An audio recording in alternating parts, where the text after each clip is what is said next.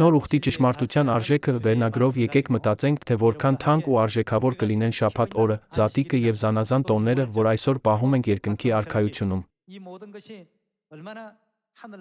Եկեք միասին որոշ ժամանակ տրամադրենք սրա մասին խորհելու։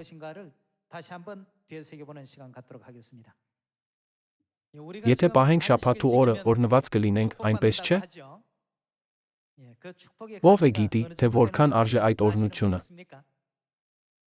Անկախ նրանից, թե որքան լայն կձգեք ձեր ձեռքերը, արտահայտելու, թե որքան վիթխարի է օրհնությունը, դուք չեք կարող լիովին գնահատել դրա արժեքը։ Եկեք այն հաշվենք փողի տեսանկյունից։ Ինչ եք կարծում, որքան կարող է արժենալ այն։ Որքան արժեքավոր է շաբաթ օրը, որը մենք ջանք ենք գործադրում պահելու մեր ամբողջ սրտով, հոգով և մտքով։ Չպետք է լինի պատճառ այս շաբաթ օրը պահելու համար, չնայած տասնյակ հազարավոր խոչընդոտներին, զրպարտություններին, ծաղրանքներին։ Ինչ կասեք 10 միլիարդ դոլարի մասին։ Ինչ կասեք 100 միլիարդի մասին։ Ինչ է հաջորդում 100 միլիարդին։ 1 տրիլիոն։ Ինչը կարող է լինել ավելի մեծ, քան տրիլիոնը։ Եթե ասենք, երբ մենք պահենք այս ճշմարտությունը, այն երկնքի արքայությունում կարժենա տասնյակ տրիլիոնավոր դոլարներ, կարող ենք մոտավոր պատկերացնել, թե որքան մեծ է արժեքը։ Այնուամենայնիվ, տրիլիոն դոլարի արժեքը այս երկրի վրա ոչինչ է համեմատած երկնքի հետ։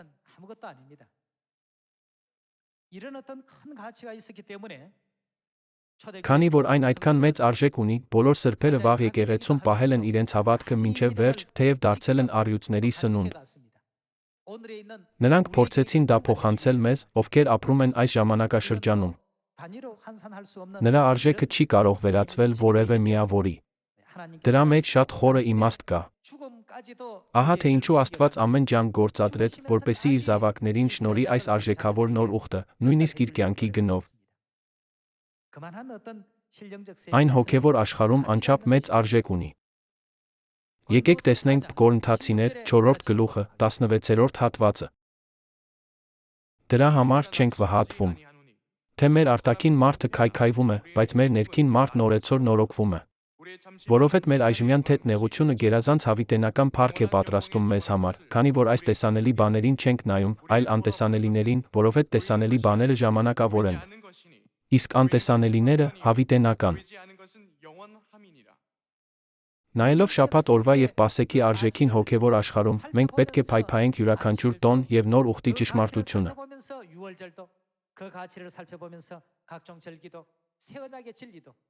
Մենք պետք է մտածենք, Աստված այնքան ջանասիրաբար աշխատեց, որ մինչև մահ իր արյունը թափեց, որպեսզի այս ճշմարտությունը տա իր զավակներին, որոնց նա ամենաշատն է սիրում։